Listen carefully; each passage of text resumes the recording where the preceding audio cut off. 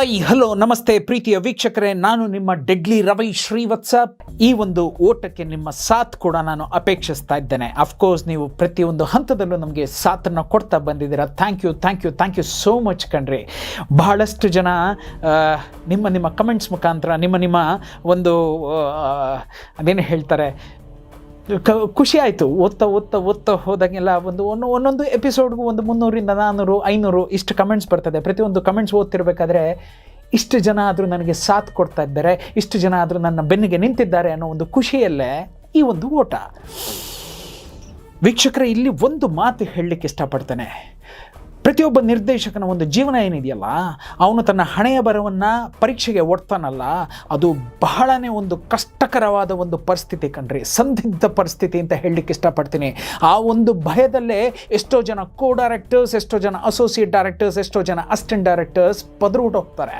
ಅಂದರೆ ಇಲ್ಲೇನಾಗಿದೆ ಅಂತಂದರೆ, ಇವರಿಷ್ಟು ಜನರಿಗೆ ಅವರದೇ ಆದ ಒಂದು ಸಂಭಾವನೆಯನ್ನು ಈ ಚಿತ್ರರಂಗ ನಿಗದಿಪಡಿಸಿದೆ.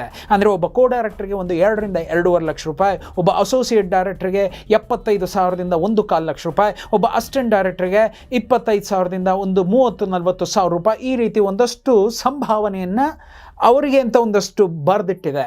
ಈ ನಿಟ್ಟಿನಲ್ಲಿ ಏನಾಗುತ್ತೆ, ಡೈರೆಕ್ಟರ್ ಟು ಡೈರೆಕ್ಟರ್ ಅಂತ ಬರಬೇಕಾದ್ರೆ ಏನಾಗುತ್ತೆ, ಅವನು ಒಂದಷ್ಟು ತ್ಯಾಗಗಳನ್ನು ಮಾಡಬೇಕಾಗತ್ತೆ, ಅವನ ಒಂದಷ್ಟು ಪರೀಕ್ಷೆಗಳನ್ನ ಪಾಸ್ ಮಾಡಬೇಕಾಗ್ತದೆ. ಈ ಒಂದು ನಿಟ್ಟಿನಲ್ಲಿ ಅವನ ಹಣೆಯ ಬರಹವನ್ನು ಪರೀಕ್ಷೆಗೆ ಒಡ್ಡಬೇಕಾಗುತ್ತೆ, ನಿಲ್ಲಿಸಬೇಕಾಗುತ್ತೆ. ನಾನು ತೇರ್ಗಡೆ ಆಗ್ತೀನ ಇಲ್ವಾ ಅನ್ನೋದಕ್ಕೋಸ್ಕರ ನೀವು ಕೊಡೋ ಫಲಿತಾಂಶಕ್ಕೆ ಕಾಯಬೇಕಾಗತ್ತೆ.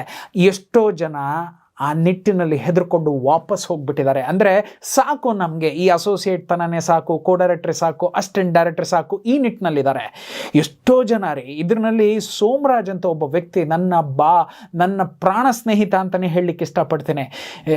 ತುಂಬ ಬುದ್ಧಿವಂತ ಹಾಕಂಡ್ರಿ, ಅಷ್ಟೇ ಹೆದರ್ಕಸ್ತ. ಯಾಕಪ್ಪ ಬೇಕು ಸುಮ್ಮನೆ. ನಿಮಗೆ ನೆನಪಿರ್ಬೋದು, ಅಗ್ನಿ IPS ಅನ್ನೋ ಒಂದು ಸಿನಿಮಾಗೆ ರಾಕ್ಲೈನ್ ವೆಂಕಟೇಶ್ ಅವನು ಕೆಲಸ ಮಾಡ್ದ ಅಂತ ಹೇಳ್ತಾನೆ. 2040 ಸೈಟ್ ಕೊಟ್ಟಿರ್ತಾರೆ, ಆ ಸಿನಿಮಾದಲ್ಲಿ ಲಾಭ ಬಂತು ಅಂತ. ತುಂಬ ಬುದ್ಧಿವಂತ ಹುಡುಗ, ಚೂಟಿ ಹುಡುಗ, ಆದರೆ ತನ್ನ ಹಣೆಯ ಬರಹವನ್ನು ಪರೀಕ್ಷೆಗೆ ಒಡ್ಲೇ ಇಲ್ಲ. ಹೆದರಬಾರ್ದು ಅಂತಲೇ ಹೇಳ್ತೀನಿ. ಇಂಥದ್ದು 100 ಬರ್ಬೋದು ರೀ, 1000 ಬರ್ಬೋದು. ಪ್ರಪಂಚನೇ, ಜೀವನವೇ ಒಂದು ಪರೀಕ್ಷೆ ಅಲ್ವಾ? ಅದನ್ನು ಎದುರಿಸ್ಲಿಕ್ಕೆ ತಾನೇ ನಾವಿಲ್ಲಿ ಬಂದಿರೋದು. ಎದುರಿಸದೆ ಹಾಗೆ ಹೆದರ್ಕೊಂಡು ಹೊರಟೋಗ್ಬಿಟ್ರೆ ಜೀವನ ಏನಿದೆ? ಈ ನಿಟ್ಟಿನಲ್ಲಿ ಈಗ ನನ್ನ ಹಣೆಯ ಬರವನ್ನು ಈಗ ಮುಂದೆ ಆ ಪರೀಕ್ಷೆಗೆ ಒಡ್ತಾ ಇದ್ದೇನೆ. ಅಂದರೆ ನೆನಪಿರಬೇಕು, ಬಜೆಟ್ ಜಾಸ್ತಿ ಸರ್, ಆದಿತ್ಯನ ಮುಖ ಚೆನ್ನಾಗಿಲ್ಲ ಸರ್, ಅವನು ಆ ಕ್ಯಾರೆಕ್ಟರ್ಗೆ ಹೊಂದುತ್ತಾ ಇಲ್ಲ ಸರ್, 3ನೇದು ನೀವು ಕ್ಲೈಮ್ಯಾಕ್ಸಿಗೆ ಚೇಂಜ್ ಮಾಡಲ್ಲ ಅಂತೀರ ಸರ್, 4ನೇದು ಯಾರೋ ಹೆದರಿಸ್ತಾರೆ ಸರ್, 5ನೇದು ಏನೇನೇನೇನೋ ಹೇಳಿದ್ರಲ್ಲ, ಅದಕ್ಕೆ ಈಗ ಉತ್ತರ ಕೊಡಲಿಕ್ಕೆ ಮುಂದೆ ಕೂತು 1 ಲೋಟ ಕಾಫಿಯನ್ನು ಪಾಯಸದ ಥರ ಕುಡಿದು ಪಕ್ಕಕ್ಕೆ ಬಿಸಾಕಿ, come on tell me what's your first dilemma ಅಂತ ಕೇಳಿದೆ. ನಿಮ್ಮ ಮೊದಲನೆಯ ಆ ಸಂಕಟ ಏನಿದೆ ಅದನ್ನು ಹೇಳಿ ಸ್ವಾಮಿ ಎಂದಾಗ, ಸರ್ ಮೇಯ್ನ್ ಹೇಳಿದ್ನಲ್ಲ ಸರ್, ಬಡ್ಜೆಟ್ ಅಂತ ಅಂದರು. ನಾನು ಹಾಕಿದಂತಹ ಬಡ್ಜೆಟ್ ಏನು ಅಂತ ನಿಮ್ಮ ಮುಂದೆ ಈಗಾಗಲೇ ಹೇಳಿದ್ದೀನಿ, 1,56,00,000 ರೂಪಾಯಿ. ಅಲ್ಲೇ ಪಕ್ಕದಲ್ಲಿದ್ದಂತಹ ಒಂದು ಅದೇನಂತಾರೆ ಟಿಶ್ಯೂ ಪೇಪರ್ನ ಎಳ್ಕೊಂಡೆ, ನನ್ನ ಪೆನ್ನನ್ನು ತೊಗೊಂಡೆ. ಸರ್ವೇ ಸಾಮಾನ್ಯ ಎಲ್ಲೇ ಹೋಗಲಿ ಏನೇ ಆಗಲಿ, ಇದೊಂದೇ ಕಂಡ್ರಿ ನನ್ನ ಜೀವನದಲ್ಲಿ ಸಾಥ್ ಕೊಡ್ತಾ ಬರ್ತಾ ಇರ್ತಕ್ಕಂತಹ ನನ್ನ ಆಯುಧ, ನನ್ನ ಲೇಖನಿ. ಸಡನ್ನಾಗಿ ಪೆನ್ ಕ್ಯಾಪನ್ನು ತೆಗೆದು, ನೀವು ನಂಬ್ತಿರೋ ಇಲ್ವೋ, ಒಬ್ಬ ಹುಚ್ಚಂತರ ಬರೀಲಿಕ್ಕೆ ಶುರು ಮಾಡಿದೆ. ಒಬ್ಬ ಹುಚ್ಚಂತರ ಟಪ್ಪ ಟಪ್ಪ ಟಪ್ಪ ಟಪ್ಪ ಟಪ್ಪ ಅಂದರೆ, ನಿಮ್ಗೀಗ ಆಲ್ರೆಡಿ ಎಲ್ಲ ಆರ್ಟಿಸ್ಟ್ಗಳ ಬಡ್ಜೆಟನ್ನು ಬರೆದು ನಿಮ್ಮ ಮುಂದೆ ಇಟ್ಟಿದ್ದೇನೆ, ಟೆಕ್ನಿಷಿಯನ್ಸ್ ಬಡ್ಜೆಟನ್ನು ಹೇಳ್ತಾ ಬಂದಿದ್ದೇನೆ. ಇನ್ನು ಉಳಿದಿರೋದು ಏನು ಅಂತ ನೀವು ಕೇಳ್ಬೋದು. ದಿನನಿತ್ಯದ ಖರ್ಚು ವೆಚ್ಚ ಅಂತ ಏನು ಮಾಡ್ತೇವೆ, ಒಂದಷ್ಟು ಹಣವನ್ನು ಎತ್ತಿಡ್ತಾ ಬರ್ತೀವಿ. ಅಂತಂದರೆ ಕನ್ವೇಯನ್ಸ್ ಅಂತ ಹೇಳ್ತಾ ಇದ್ದೆ, ನಿಮಗೆ ನೆನಪಿರ್ಬೋದು. ಆರ್ಟಿಸ್ಟ್ ಆಗಿ ಅವ್ರಿಗೆ ಅವ್ರ ಸಂಭಾವನೆಯನ್ನು ನಿಗದಿಪಡಿಸಿದ ಮೇಲೆ ಅವರು ಬಂದು ಹೋಗಲಿಕ್ಕೆ ಅಂತ ಹೇಳಿ ಅವರ ಡ್ರೈವರ್ ಬಾಟ, ಅವರ ಗಾಡಿಯ ಒಂದು ಪೆಟ್ರೋಲ್ ಖರ್ಚು, ಈ ಥರ ಎಲ್ಲ ಇರುತ್ತೆ. ಟೆಕ್ನಿಷಿಯನ್ಸ್ಗೂ ಇರುತ್ತೆ, ಆರ್ಟಿಸ್ಟ್ಗೂ ಇರುತ್ತೆ. ಆ ನಿಟ್ಟಿನಲ್ಲಿ ಒಂದಷ್ಟು ಸಾವಿರಗಳನ್ನು ಎತ್ತಿಟ್ಟಿರ್ತೀವಿ ದಿನನಿತ್ಯದ ಲೆಕ್ಕದಲ್ಲಿ. ಜನರೇಟರ್ ಗಾಡಿ ಪೆಟ್ರೋಲ್ಗಳು, ಕಾರ್ ಪೆಟ್ರೋಲ್ಗಳು, ಆದ್ರ ಪೆಟ್ರೋಲು, ಇದ್ರ ಕನ್ವೀನಿಯನ್ಸು, ಲೊಕೇಶನ್ ಚಾರ್ಜಸ್ಸು, ತದನಂತರ ಸೆಟ್ ಪ್ರಾಪರ್ಟೀಸು, ತದನಂತರ ಒಂದಷ್ಟು ಮೇಕಪ್ಗೆ ಬೇಕಾದಂಥ ಎಕ್ಸ್ಟ್ರಾ ಪ್ರಾಪರ್ಟೀಸು, ಹೂವು, ಹಣ್ಣು, ಹಂಪಲು, ಅದು ಇದು ಅಂತೆಲ್ಲ ಹೇಳಿ ಒಂದು ಬಜೆಟನ್ನು ಮಾಡಿ ದಿನನಿತ್ಯ ಇಷ್ಟು ಖರ್ಚು ಬರ್ಬೋದು ಅಂತ ಬರೆದಿಡ್ತೀವಿ. ಆ ನಿಟ್ಟಿನಲ್ಲಿ 75,000ವರೆಗೂ ದಿನನಿತ್ಯದ ಖರ್ಚು ಬರ್ಬೋದು ಅಂತ ಹೇಳಿ 55 ದಿನಗಳ ಒಂದು ಸ್ಕೆಡ್ಯೂಲನ್ನು ನಾನು ಮಾಡಿದ್ದೆ. ಈಗೇನು ಮಾಡ್ತೀನಿ, ಫಸ್ಟ್ ಅದನ್ನು ಟಾರ್ಗೆಟ್ ಮಾಡ್ತೀನಿ. ಅಂತಂದರೆ 55 ದಿವಸ ಬೇಕಾ ನನಗೆ ಅಂತ ಹೇಳಿ ಏಕದಮ್ 55ರಿಂದ ಕ್ಲೀನಾಗಿ 45 ಡೇಸ್ಗೆ ತಂದು ಕೂಡಿಸ್ಕೊತೇನೆ. ಅಂತಂದರೆ ಅಲ್ಲಿ 10 ದಿವಸ ಮಿಕ್ತು. 10 × 75 7.5 ಲಕ್ಷ ರೂಪಾಯಿ ಚಾಪ್ ಡೌನ್. ಒಡದಾಗದೆ ಏಕ್ದಮ್ ದುಡಿಯೋಣ. ಏನು 7 ಗಂಟೆಗೆ ಶುರು ಮಾಡ್ತೀನಿ, ಅದು ರಾತ್ರಿ 9-10ವರೆಗೂ ಹೋಗ್ಬೋದು. ಇನ್ನೊಂದು ಅವರ್ ಆ ಕಡೆ ಹೋಗೋಣ, ಇನ್ನೊಂದು ಅವರ್ ಈ ಕಡೆ ಹೇಳ್ಕೊಂಬರೋಣ. ಮಧ್ಯದಲ್ಲಿರ್ತಕ್ಕಂತಹ ಆ ಬ್ರೇಕ್ ಅನ್ನೋದೇನಿದೆ ಅದನ್ನು ಕಟ್ ಆಫ್ ಮಾಡೋಣ. ವೃಥಾ ಟೈಮ್ನ ವೇಸ್ಟ್ ಮಾಡೋದು ಬೇಡ, ಏನೋ ಮಾಡೋಣ. ದಿನಕ್ಕೆ 1-2 ಅವರ್ ಮಿಗಿಸ್ತು ಅಂದರೆ 10 ದಿವಸಕ್ಕೆ ನನಗೆ 20 ಅವರು. ಆ ಒಂದು ಏನೋ ಈ ಥರದ ಹುಚ್ಚಾಪಟ್ಟೆ ಲೆಕ್ಕಗಳನ್ನ ಹಾಕ್ಕೊಂಡು 10 ದಿವಸ ಕತ್ತರಿಸಾಕಿ 7.5 ಲಕ್ಷ ರೂಪಾಯಿ ಕಿತ್ತಾಕ್ದೆ.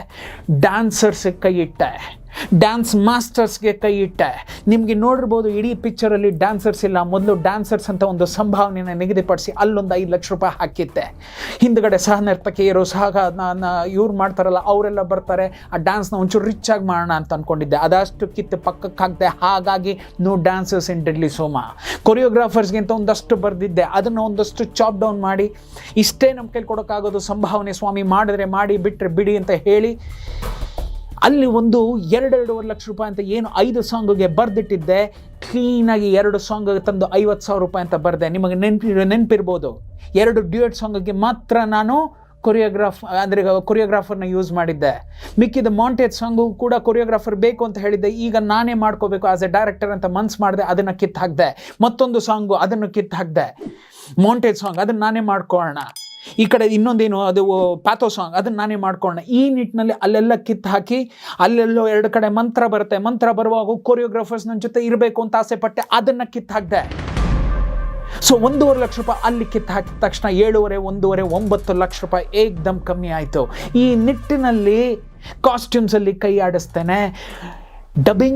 Dubbing artist, dubbing theatre, editing suite, DTS, CG, DI ಈ ಥರದ್ದೆಲ್ಲ ಹೇಳ್ತಾ ಎಲ್ಲವನ್ನು ತುಂಡರಿಸಿ ಏಕಾಏಕಿ 30 ಲಕ್ಷ ರೂಪಾಯಿಗಳನ್ನ ಕಿತ್ತು ಪಕ್ಕಕ್ಕೆ ಹಾಕ್ತಾ ವೀಕ್ಷಕರೇ. 1,56,000ದಿಂದ ಏಕ್ದಮ್ 1,26,000, 27 ಸ್ವಾಮಿ 1 ಕೋಟಿ 26, 27 this is the last thing I can do with my budget ಅಂತ ಹೇಳಿ ಅದನ್ನು ಇಟ್ಟೆ. ಮನಸ್ಸು ಅಂದರೆ ಮಂಜು ಅವರ ಮನಸ್ಸು ಸ್ವಲ್ಪ ಹಾಗೆ ಕರಗ್ತು. ಅವ್ರಿಗೆ ಸ್ವಲ್ಪ ಧೈರ್ಯ ಬಂತು. ಫಾರ್ ಎಕ್ಸಾಂಪಲ್ 25 3 ಜನ ಸೇರಿ 75 ಲಕ್ಷ ಹಾಕಿದ್ದಾರೆ. ಉಳಿದ 75 ಲಕ್ಷವನ್ನು ಫೈನಾನ್ಸ್ ಆಗಿ ತರ್ತೀವಿ ಅಂತ ಅಂದ್ಕೊಂಡಿದ್ರು. ಕರೆಕ್ಟಾ? ಈಗ ಏನಾಗಿದೆ, ಒಂದು 26 ಅಂತಂದರೆ ಇನ್ನೊಂದು 50 ಲಕ್ಷ ರೂಪಾಯಿ ನಾವು ಫೈನಾನ್ಸ್ ಅರೇಂಜ್ ಮಾಡಬೇಕಾಗತ್ತೆ. ಈ ಹುಡುಗನ್ನ ಇಟ್ಕೊಂಡು, ಆದಿತ್ಯ ಅನ್ನೋ ಹುಡುಗನ್ನ ಇಟ್ಕೊಂಡು ಓಕೆ ತರೋ ಒಂದು ಪ್ರಯತ್ನ ಮಾಡೋಣ ಅನ್ನೋ ಒಂದು ಧೈರ್ಯ ಅವರಲ್ಲಿ ಬಂತೇನೋ. What is your next question ಅಂತಂದೆ. ಸರ್ ನಿಮಗೆ ಆ ಹುಡುಗ ಓಕೆನಾ ಅಂತ ಕೇಳ್ತಾರೆ ಡೈರೆಕ್ಟಾಗಿ. ತುಂಬ ಕೋಪ ಆಯಿತು. ನಾನು ಕೇಳಿದೆ, ಏನು ಬೆಡ್ರೂಮಿಗೆ ಕರ್ಕೊಂಡು ಹೋಗ್ಬೇಕಾ ಅವನ್ನ ಅಂತಲೇ ಕೇಳಿದೆ. Am I marrying him? Are you marrying him? ಇಲ್ಲ ಬೇರೆ ಯಾರು ಮದುವೆ ಆಗ್ತಾ ಇದೀವ ಅವನ ಜೊತೆ? ಹುಡುಗ ಅಲ್ಲ, ಅವನು ಹೀರೋ ವ್ಯಕ್ತಿ, ಹೀರೋ ಮೆಟೀರಿಯಲ್. ಇಷ್ಟ ಅಲ್ಲ ಆಗಬೇಕಾಗಿರೋದು. ಕಷ್ಟವಾಗಿದ್ರು ಅವ್ರನ್ನ ಬೆಳೆಸಬೇಕು ನಾವು. ನನ್ನ ಮೇಲೆ ನಿಮಗೆ ನಂಬಿಕೆ ಇದೆ ಅಂತ ಏನು ಮೊದಲನೇ ದಿನಗಳಿಂದ ಹೇಳ್ಕೊಂಡ್ಬಂದಿದ್ದೀರಾ, ಅದನ್ನೇ ಇವಾಗಲೂ ಬಲವಾಗಿ ನಂಬಿ. ಇವತ್ತು ಒಂದು ಮಾತನ್ನು ಹೇಳಲಿಕ್ಕೆ ಇಷ್ಟಪಡ್ತೀನಿ. ತುಂಬ ಅದ್ಭುತವಾಗಿ ಕಾಣ್ತಾರೆ ಆದಿತ್ಯ ಅವರು ನಾಳೆ ಬೆಳಗ್ಗೆ ಸ್ಕ್ರೀನಲ್ಲಿ. ಗಂಡ್ಸಂದ್ರೆ ಸೋಮ ಅಂತಂದರೆ ಆದಿತ್ಯ ಅಂತ ಕರಿಬೇಕು. ರಾಕ್ಷಸನ ರೂಪದಲ್ಲಿ ಮೆರಿತಾನವರು. ಆ ಮಟ್ಟದಲ್ಲಿ ನಾನು ಕರ್ಕೊಂಬಂದು ನಿಮ್ಮ ಮುಂದೆ ಪ್ರೊಜೆಕ್ಟ್ ಮಾಡಿ ನಿಲ್ಲಿಸ್ತೀನಿ. ನನ್ನನ್ನು ನಂಬಬೇಕು. ಆ ನಂಬಿಕೆಗೆ ನಿಮ್ಮ ದೃಢವಾದ ಮನಸ್ಸು ಒಪ್ಪಬೇಕು. ಅದು ಒಪ್ಪತ್ತಾ ಇಲ್ವಾ ಕರೆಕ್ಟಾಗಿ ಇವತ್ತೇ ಡಿಸೈಡ್ ಮಾಡಿ ಹೇಳಿಬಿಡಿ. I do not want to prolong this issue ಅಂತಂದೆ. ದೇರ್ ಎಲ್ಲೋ ಒಂದು ಕಡೆ ಸೆಕೆಂಡ್ ಆ ಕ್ವೆಶ್ಚನ್ಗೂ ಕೂಡ ಒಂದು ಟಿಕ್ ಸಿಕ್ತು, ಅಂದರೆ ರೈಟ್ ಮಾರ್ಕ್ ಸಿಕ್ತು. 3ನೇದೇನು ಸ್ವಾಮಿ ಅಂತಂದೆ.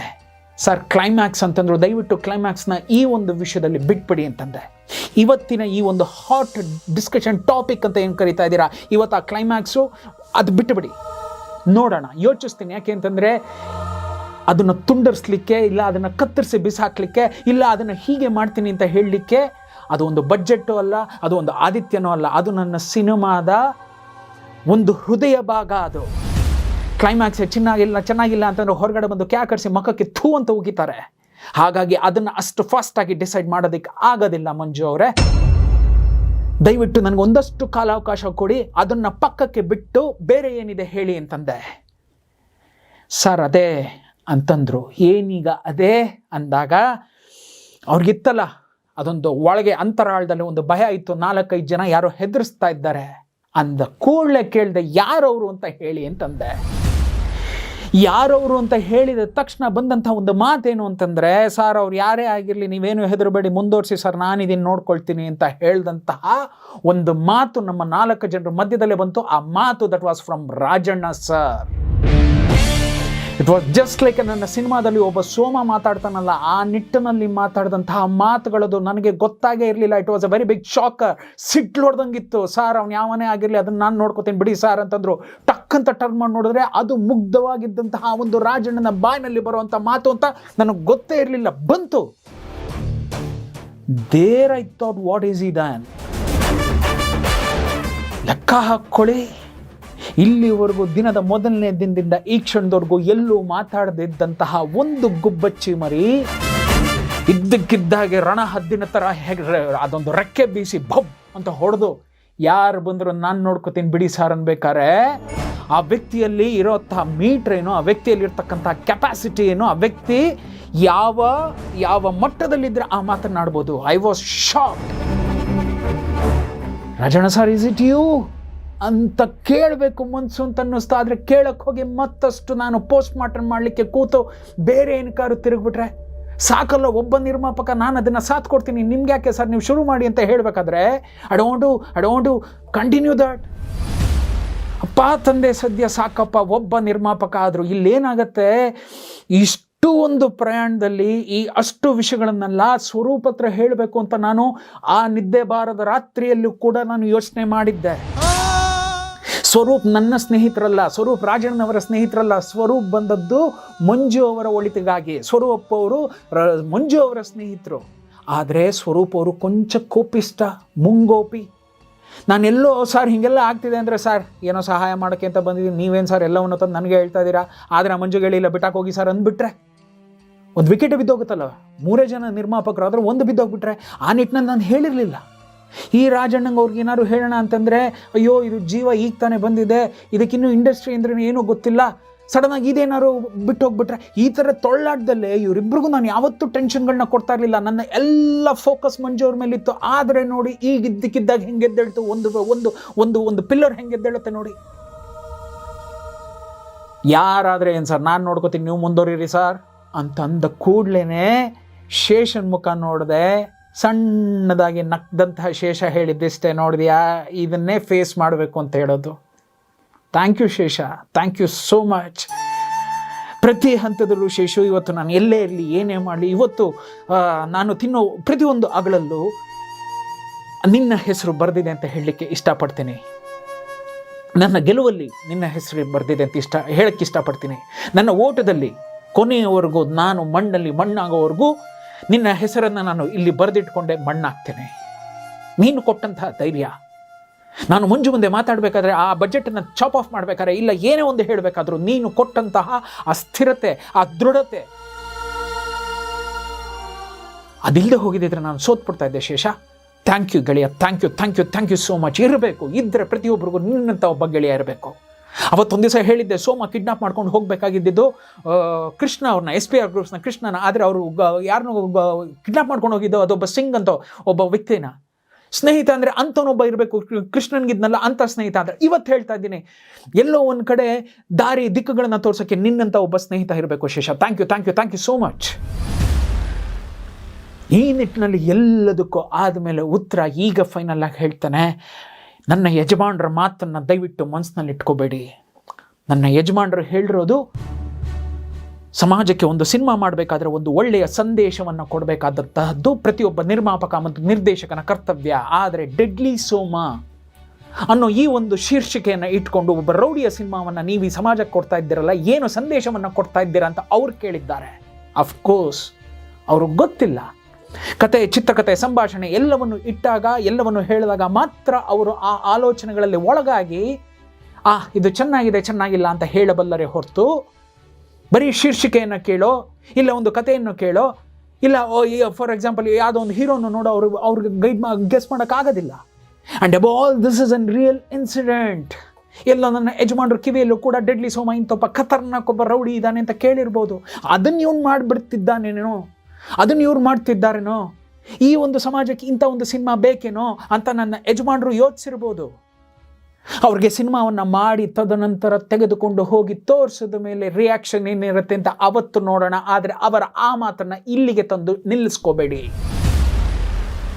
ಡು ಯು ನೋ, ಇಷ್ಟೆಲ್ಲ ಆದಮೇಲೆ ಗಂಡ ಹೆಂಡತಿ ಅನ್ನೋ ಒಂದು ಸಿನಿಮಾಗೆ ಒಂದು ಪತ್ರಿಕೆಯನ್ನು ಕೊಡಲಿಕ್ಕೆ ಅಂತ ಶೈಲೇಂದ್ರ ಬಾಬು ಅವರು ನನ್ನ ಕರ್ಕೊಂಡು ಹೋಗಿ ನನ್ನ ಯಜಮಾನರ ಮುಂದೆ ನಿಲ್ಲಿಸಿದಾಗ ಅವತ್ತು ಹೇಳಿದೆ, ನಾನು ಬರೋದಿಲ್ಲ ಅಂತ ಹೇಳಿದ್ದೆ. ಬನ್ನಿ ಅಂತ ಕಂಪೆಲ್ ಮಾಡಿ ಕರ್ಕೊಂಡು ಹೋದಾಗ ಫಸ್ಟ್ ಥಿಂಗ್ ನಾನು ನಡ್ಕೊಂಡು ಹೋಗ್ತಾ ಇರಬೇಕಾದ್ರೆ ನನ್ನ ಯಜಮಾನರು ಚೇರಿಂದ ಮೇಲೆ ನಿಂತ್ಕೋತಾರೆ ಕಣ್ರಿ.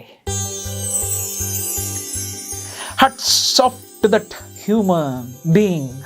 ಎಂಥ ಒಂದು ಹೃದಯ ಅಂದರೆ, ರವಿ ಶ್ರೀವತ್ಸ ಬರ್ತಿದ್ದಾಗ ಯಾವುದು ಏನನ್ನು ಮಾತಾಡಿಸದೆ ಹತ್ತಿರ ಹೋಗಿ ಕಾಲಿಗೆ ನಮಸ್ಕಾರ ಮಾಡಿದ ಕೂಡಲೇ ಕೃಷ್ಣ ಅಂತ ಇದ್ದ ನನ್ನ ಯಜಮಾನರು ಇವತ್ತು ಅದೇ ರವಿ ಶ್ರೀವತ್ಸ ಡೆಡ್ಲಿ ಸೋಮ ಮಾಡಿ ಹೋದ ನಂತರ 2ನೇ ಸಿನಿಮಾಗೆ ಕರೀಲಿಕ್ಕೆ ಅಂತ ಹೋಗ್ತಿದ್ದಂಗೆ ನಿಂತ್ಕೋತಿದ್ದಾರೆ ಅಂತಂದರೆ ಅದು ಅವರು ರವಿ ಶ್ರೀವತ್ಸಂಗೆ ಕೊಡ್ತಾರೋ ಅಂತ ಒಂದು ಗೌರವ ಅಲ್ಲ ಕಣ್ರಿ. ಡೈರೆಕ್ಟರ್ ರವಿ ಶ್ರೀವತ್ಸ ಬರ್ತಿದ್ದಾನೆ ಅಂತ ನಿಂತ್ಕೋತಾರೆ. ಓಡ್ತೀನಿ ಅಣ್ಣ ಅಂತ ಓಡಿ ಮತ್ತದೇ ಕಾಲಿಗೆ ನಮಸ್ಕಾರ ಮಾಡಿದಾಗ ನೋ ನೆವರ್, ಕಾಲಿಗೆ ಬೀಳಬಾರ್ದು ನೀವು ಅಂತಾರೆ. ಏನೋ ಶ್ರೀವತ್ಸ ಅಂತಿದ್ದನ್ನು ಮರ್ತು ಹೋಗಿ ಅದನ್ನು ಮರೆಸೋ ನಿಟ್ಟಿನಲ್ಲಿ ಒಂದು ಮಾತನ್ನ ಹೇಳ್ತಾಳೆ, ಕಾಲಿಗೆ ಬೀಳಬಾರ್ದು ನೀವೀಗ ನಿರ್ದೇಶಕರು. ಎಲ್ಲಿಂದ ಎಲ್ಲಿಗೆ ತಂದು ದೇವರು ಕೂಡಿಸ್ತಾನೆ. ಅದ್ಭುತವಾದ ಟ್ರಾನ್ಸ್ಫಾರ್ಮೇಷನ್. ಅದು ಮುಂದಿನ ದಿನಗಳಲ್ಲಿ ಹೇಳಬೇಕಾದ್ರೆ ಅದ್ರ ಮಜಾನೇ ಬೇರೆ ಇದೆ. ಅದರಲ್ಲಿ ಒಂದಷ್ಟು ನೋವು, ಸಂಕಟ, ನಲಿವು ಎಲ್ಲ ಇದೆ. ನಾನು ಯಾಕೆ ಹೇಳ್ತಾ ಇದ್ದೀನಿ ಅಂತಂದರೆ, ಯಜಮಾನರು ಹೇಳಿದ್ರು, ಯಜಮಾನರು ಮಾಡಿದ್ರು, ಇದು ಒಂದು ನಿಟ್ಟಿನಲ್ಲಿ ನೋಡಿದಾಗ ನೋವಾಗುತ್ತೆ. ನಾನು ಅದಕ್ಕೆ ಹೇಳೋದು ವಿ ಶುಡ್ ಕೀಪ್ ಅವರ್ ಈ ಟೆಂಪಲ್ ಅಂತ ಏನಿದೆ, ಈ ಒಂದು ಬ್ರೈನ್ ಅಂತ ಏನಿದೆ, ಈ ಒಂದು ಮನಸ್ಸು ಅಂತ ಏನಿದೆ, ಇದನ್ನು ಓಪನ್ ಮಾಡಿ ಇಟ್ಕೊಳ್ಳಿ ವೀಕ್ಷಕರೇ, ಓಪನ್ ಮಾಡಿ ಇಟ್ಕೊಳ್ಳಿ. ಕತೆ ಹೇಳಿದ ತಕ್ಷಣ ಟಕ್ ಅಂತ ಹೋಗ್ಬಿಟ್ಟು ಯಾಕೆ ಹಿಂಗೆ ಅಂದ್ಬಿಟ್ಟೆ, ಕತೆ ಹೇಳಿದ ತಕ್ಷಣ ಟಕ್ ಅಂತ ಹೋಗಿ ಅದು ಹೆಂಗೆ ಆಗ್ಬಿಡ್ತು, ಕತೆ ಹೇಳಿದ ತಕ್ಷಣ ಟಕ್ ಇಲ್ಲಿ ಯಾಕೆ ಇವ್ರು ಬರಲಿಲ್ಲ, ಅದಲ್ಲ. ಓಪನ್ ಮಾಡಿ 360 ಡಿಗ್ರಿನಲ್ಲೂ ಓಪನ್ ಮಾಡಿ, ಎಲ್ಲ ನಿಟ್ಟಿನಲ್ಲೂ ಆಲೋಚನೆ ಮಾಡಿ. ಅದಕ್ಕೆ ಹೇಳೋದು, ಯಾರು ಕಷ್ಟ ಅಂತಾರೋ, ಕಷ್ಟ ಪಡ್ತಾರೋ, ನಾನು ಶೂನಲ್ಲಿ ನಿಮ್ಮ ಪಾದವನ್ನು ಹಾಕಿ 1 ಫರ್ಲಾಂಗ್ ನಡೆದು ನೋಡಿ. ಬನ್ನಿ ನನ್ನ ಜಾಗದಲ್ಲಿ, ಬನ್ನಿ ನನ್ನ ಯಜಮಾನರ ಜಾಗದಲ್ಲಿ, ಬನ್ನಿ ನನ್ನ ನಿರ್ಮಾಪಕರ ಜಾಗದಲ್ಲಿ, ಬನ್ನಿ ಆ ಹೋಟೆಲ್ನಲ್ಲಿ ಕಾಫಿ ಕೊಡುವಂತಹ ಮಾಣಿ ಜಾಗ, ಎಲ್ಲವನ್ನು ಯೋಚಿಸಬೇಕು. ಒಬ್ಬ ಸಿನಿಮಾ ಮಾಡುವಂಥ ನಿರ್ದೇಶಕನ ಕರ್ತವ್ಯನೇ ಇದು. He should think in all the aspects. Budget ಅವ್ರು ಕೊಟ್ಟಿದ್ರೆ ಇನ್ನೂ ತುಂಬ ಚೆನ್ನಾಗಿ ಸಿನಿಮಾ ಮಾಡ್ತಾ ಇದ್ದೆ. ಬಡ್ಜೆಟ್ ಕೊಡಲಿಲ್ಲ, ಕತ್ರ ಸಾಕು. ನನಗೆ ಸಿನಿಮಾ ಅಲ್ಲಿ ಮುಖ್ಯ ಇರೋದು ಬಡ್ಜೆಟ್ ಅಲ್ಲ ರೀ, content. The heart of the cinema is the content of your story, screenplay, dialogue. ನೀವಿಷ್ಟು ಬರಿತೀರಲ್ಲ, ಬರಿಬೇಕಾದ್ರೂ ಕೂಡ ಮುಖ್ಯ ಏನು ಅಂದರೆ ಕಂಟೆಂಟ್ ಇದೆಯಲ್ಲ, ಅದನ್ನು ಬಿಟ್ಟೀಚೆ ಹೋಗಬಾರ್ದು. ಬಿಟ್ಟೀಚೆ ಹೋದ ತಕ್ಷಣ ಬೋರ್ ಹೊಡಿಲಿಕ್ಕೆ ಶುರು ಆಗುತ್ತೆ. ನೀವಿಷ್ಟು 60 ಸೀನ್ಗಳು ಬರೀತಿರಲ್ಲ, ಪ್ರತಿಯೊಂದು ಸೀನಲ್ಲೂ ಕಂಟೆಂಟ್ ಇರಬೇಕು. ಕಂಟೆಂಟ್ ಇಲ್ಲ ಅಂತಂದರೆ ಸ್ಕ್ರೀನ್ ಪ್ಲೇ ಸತ್ತೋಗುತ್ತೆ. ನೀವು ಒಂದು ಕತೆ ಅಂತ ಅನ್ಕೋತಿರಲ್ಲ, ಆ ಕಥೆಯಲ್ಲಿ ಕಂಟೆಂಟ್ ಇಲ್ಲದೆ ಹೋದರೆ ಸ್ಕ್ರೀನ್ ಪ್ಲೇ ಇದು ಯಾರೇ ಆಗಿರಲಿ, ಇದು if it is Amitabh Bachchan, if it is doctor Rajkumar sir, if it is Vishnuvardhan sir, if it is Sudeep sir, ಯಾರೇ ಆಗಿರಲಿ, ಕಂಟೆಂಟ್ ಇಲ್ಲ ಅಂದರೆ ಸಿನಿಮಾ ಇಲ್ಲ ರೀ. Cinema is the hero first. Cinema ಅಂದರೆ ನಾನು ಹೇಳ್ತಾ ಇರೋದು ಕತೆ ಇಸ್ ದ ಹೀರೋ. ಎಲ್ಲ ದಿಕ್ಕಲ್ಲೂ ಯೋಚಿಸಬೇಕಾದ್ದು ನಮ್ಮ ಆದ್ಯ ಕರ್ತವ್ಯ. ನಾನು ಅದೇ ಹೇಳಿದೆ, ನನ್ನ ಯಜಮಾನರು ಇದನ್ನು ಹೇಳಿದ್ದಾರೆ, ಅದನ್ನು ಎತ್ತ ಪಕ್ಕಕ್ಕೆ ಇಟ್ಬಿಡಿ, ಸಿನಿಮಾ ಮಾಡಿದ ಮೇಲೆ ನಾನು ತೋರಿಸ್ಕೊತೀನಿ. ಈಗ ಹೇಳಿ ಸ್ವಾಮಿ, ಇನ್ನು ಯಾವ ನಿಟ್ಟಿನಲ್ಲಿ ನಿಮ್ಮ ಆ ಹೃದಯ, ನಿಮ್ಮ ಆ ಮನಸ್ಸು ಏನಿದೆ ಅದು ಹಿಂಜರಿತಾ ಇದೆ ಅಂತ ಇವತ್ತು ಹೇಳಿಬಿಡಿ. ಪದೇ ಪದೇ ಪದೇ ನೋವನ್ನು ಕೊಡಬೇಡಿ. ಆ ನೋವು ತಗೊಳ್ಳೋದು ತುಂಬ ಕಷ್ಟ ಆಗ್ತಿದೆ ಅಂದಾಗ ಆ ಕ್ಷಣದಲ್ಲಿ ನಾನು ಮರ್ತಿದ್ದೆ, ನಾನು ಮಂಜು ಜಾಗದಲ್ಲಿ ಕೂತು ಯೋಚಿಸಬೇಕು ಅಂತ. ಎಸ್, ಇದೆಲ್ಲವನ್ನು ಅವರ ನಿಟ್ಟಿನಲ್ಲಿ ಯೋಚಿಸಿದಾಗ ಅವರು ಮಾಡಿರೋದು ತಪ್ಪು ಅಲ್ಲ. ನಾನು ಹೇಳೋದಷ್ಟೂ ಆ ಒಂದು ಆವೇಶ, ಆ ಒಂದು ಆಕ್ರೋಶ, ಆ ಒಂದು ತೊಳಲಾಟ ಕಣ್ಣೀರಿನಲ್ಲಿ ಹೇಳಿಬಿಟ್ಟೆ. ಈಗ ನಾನು ಅವ್ರ ಪಾಯಿಂಟಲ್ಲಿ ಹೋದಾಗ what he has done is correct ಅಂತಲೇ ಅನ್ನಿಸ್ತು. ನನಗಿಂತ 5 ವರ್ಷ ಚಿಕ್ಕವರು ನಾನೇ ಇಷ್ಟು ಒದ್ದಾಡಬೇಕಾದ್ರೆ ಆ ಜೀವ ಎಷ್ಟು ಒದ್ದಾಡಿರಬೇಕು. ದ ಮೇನ್ ಅದೇನೋ ಹೇಳ್ತಾರಲ್ಲ, ಒಂದು ಇದೆ ಏನು ಅಂತಂದರೆ, ಆ ಜೀವಕ್ಕೆ, ಮಂಜು ಜೀವನಕ್ಕೆ ಒಂದು ಪಿಲ್ಲರ್ ಆಗಿದ್ದಂತಹ ಸುದೀಪನ್ನೇ ನನಗೋಸ್ಕರ ಬಿಟ್ಟು ಬಂದಿರಬೇಕಾದ್ರೆ ಇನ್ನೇನು ತ್ಯಾಗವನ್ನು ನಾನು ಆ ಜೀವದಿಂದ ಎಕ್ಸ್ಪೆಕ್ಟ್ ಮಾಡೋಕ್ಕಾಗತ್ತೆ.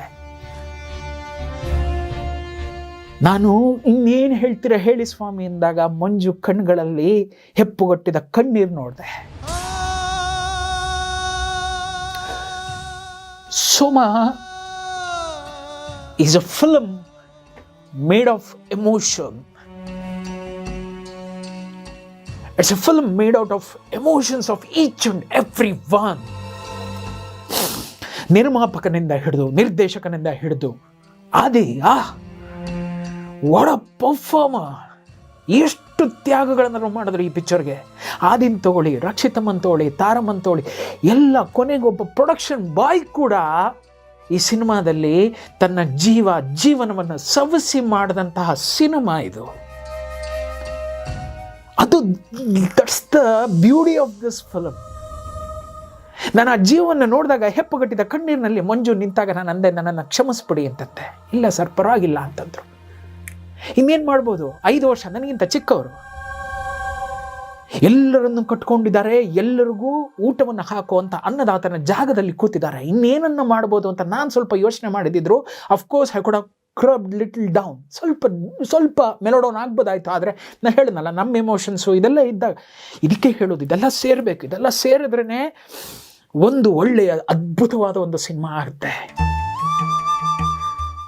ನಾನು ಚಾಲೆಂಜ್ ಮಾಡಿ ಹೇಳ್ತೀನಿ, ತುಂಬ ನೋವಿದೆ ಈ ಸಿನಿಮಾದಲ್ಲಿ, ತುಂಬ ನೋವಿದೆ. ರಿಲೀಸ್ ಆದಾಗ ಒಂದು ಹಂತದಲ್ಲಿ ನೋವಿದೆ, ರಿಲೀಸ್ ಆಗಿ 2 ವಾರಕ್ಕೆ ಸಿನಿಮಾವನ್ನು ಕಿತ್ತು ಹಾಕಿದಾಗ ಒಂದು ನೋವಿದೆ. ಅದನ್ನು ತೊಗೊಂಡೋಗಿ ಮತ್ತೊಂದು ತ್ರಿವೇಣಿ ಥಿಯೇಟ್ರ್ನಲ್ಲಿ ವೆಂಟಿಲೇಟರ್ ಇಟ್ಟು ಸಾಕೊಂಡಿದ್ದೀವಿ ಆ ಸಿನಿಮಾವನ್ನು, ಅದರದ್ದೊಂದು ನೋವಿದೆ. ಅದೆಲ್ಲವನ್ನು ಆದಮೇಲೆ ಇನ್ನೇನು 100 ದಿವಸಕ್ಕೆ ಇನ್ನೊಂದು 2 ವಾರ ಬಾಕಿ ಇದೆ ಅಂದಾಗ ಅಣ್ಣ ತಂಗಿ ಅಂತ ಯಾವುದೋ ಒಂದು ಸಿನಿಮಾವನ್ನು ತಂದು ಮತ್ತೆ ನಮ್ಮ ಸಿನಿಮಾವನ್ನು ಸಾಯಿಸ್ತಾರೆ. ತುಂಬ ನೋವುಗಳಿದೆ, ತುಂಬ ನೋವಿದ್ದು ಅದೆಲ್ಲದರಲ್ಲೂ with a beautiful cute smile this Soma he went off. ಇಷ್ಟೆಲ್ಲ ಹೇಳಿದ್ಮೇಲೆ ಮಂಜು ಅವ್ರು ಹೇಳಿದ್ರು, ಇಲ್ಲ ಸರ್, ಇನ್ನು ನಾನು ಯಾವುದೇ ಕಾರಣಕ್ಕೂ ಹಿಂಜರಿಯೋದಿಲ್ಲ. Today I am promising you, ನೀವು ಮಾಡಿ ಸರ್, ನೀವು ಹೇಳಿದ್ರಲ್ಲ ಸರ್, ಇಷ್ಟು ನಿಮ್ಮ ಕಡೆಯಿಂದ ಆಗತ್ತೆ ಅಂತ ಹೇಳಿದಿರಲ್ಲ ಸರ್, ಇಷ್ಟು ಮಾಡಿ, ಮಿಕ್ಕಿದೆಲ್ಲವನ್ನು ನಾನು ನೋಡ್ಕೋತೀನಿ. ಆದರೆ ಆ ಕ್ಲೈಮ್ಯಾಕ್ಸ್ ಅಂತಂದ್ರು, ಕ್ಲೈಮ್ಯಾಕ್ಸ್ ಬಿಟ್ಬಿಡಿ. ಈ ಕ್ಲೈಮ್ಯಾಕ್ಸ್ ವಿಷಯವಾಗಿ ಇನ್ನೊಂದು ದಿವಸ ದೊಡ್ಡ ಗಲಾಟೆ ಆಗುತ್ತೆ, ಅದಕ್ಕೂ ಒಂದು ದಿವಸ ಇದೆ.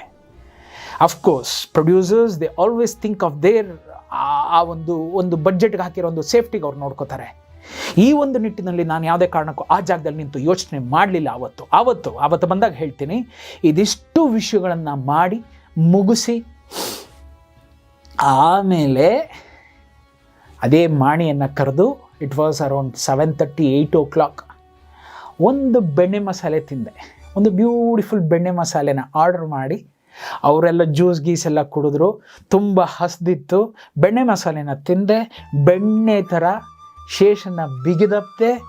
ಇದಿಷ್ಟು ವಿಷಯಗಳಲ್ಲಿ ನಾಳೆ ಏನೇ ಆಗಿರಲಿ ಗೆಳೆಯ, ಈ ಒಂದು ಹಂತದಲ್ಲಿ ನೀನು ನನ್ನ ನಿಜವಾದ ಹೀರೋ ಅಂತ ಅವನಿಗೊಂದು ಮುತ್ತಿಟ್ಟೆ. ಎಲ್ಲವೂ ಆಯಿತು. ಹೊರಗೆ ಬಂದೆ, ಗಾಡಿಯನ್ನು ತೆಗೆದು ಸ್ಟ್ರೈಟಾಗಿ ಮನೆಗೆ ಬಂದು ಹಿಂದಿನ ದಿನ ಏನೆಲ್ಲ ನಿದ್ದೆಯನ್ನು ಕಳ್ಕೊಂಡಿದ್ದ ಅಷ್ಟು ನಿದ್ದೆಯನ್ನು ಸೇರಿಸಿ ರಾತ್ರಿ 9ಕ್ಕೆ ನಿದ್ದೆಗೆ ಜಾರ್ಬಿಟ್ಟೆ. ನಾವು the muhurat it is coming close ಅಲ್ಲ, ಶುರು ಆಗೋಗ್ತಾ ಇದೆ, ಬಂದ್ಬಿಡ್ತಾ ಇದೆ. ಆ ನಿಟ್ಟಿನಲ್ಲಿ ಮುಂದೆ ಯಾವ ನಿಟ್ಟಿನಲ್ಲಿ ಹೆಜ್ಜೆಯನ್ನು ಇಟ್ಟೆ ಅಂತ ಹೇಳ್ತಾ ನೆಕ್ಸ್ಟ್ ಎಪಿಸೋಡಲ್ಲಿ ಬರ್ತೀನಿ ನಿಮ್ಮ ಮುಂದೆ. ದಿನನಿತ್ಯದಲ್ಲಿ ಯಾವ್ಯಾವ ಥರದಲ್ಲಿ ಶೂಟಿಂಗ್ಗಳನ್ನ ಮಾಡ್ಕೊಂಡು ಹೋದೆ, ಅದನ್ನು ಯಾವ ನಿಟ್ಟಿನಲ್ಲಿ ಪ್ಲ್ಯಾನ್ ಮಾಡಿದೆ ಅನ್ನೋದನ್ನು ನೆಕ್ಸ್ಟ್ ಎಪಿಸೋಡಲ್ಲಿ ಹೇಳ್ತೀನಿ. Thank you so much for being with us. Of course this is a game ಅಂತಾರಲ್ಲ, ಇದೇನು ಹೇಳ್ತಾರೆ, ಇದೆಲ್ಲ ಒಂದು ಆಟ.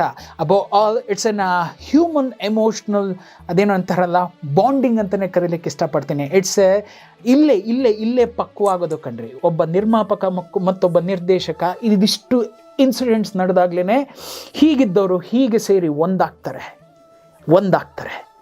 ಇಲ್ಲದೆ ಹೋದರೆ ನೋಡಿ, ಏನು ಮಾತುಕತೆನೇ ಇಲ್ಲದೆ ಹೋಗಿದ್ದಿದ್ರೆ ಆ ಒಂದು 30 ಲಕ್ಷವನ್ನು ನಾನು ಕಟ್ ಮಾಡ್ಬೋದಾಗಿತ್ತು ಅಂತ ಗೊತ್ತಾಗ್ತಿರ್ಲಿಲ್ಲ. ವೃಥಾ ವೇಸ್ಟ್ ಮಾಡಿಬಿಡ್ತಾ ಇದ್ದೆ.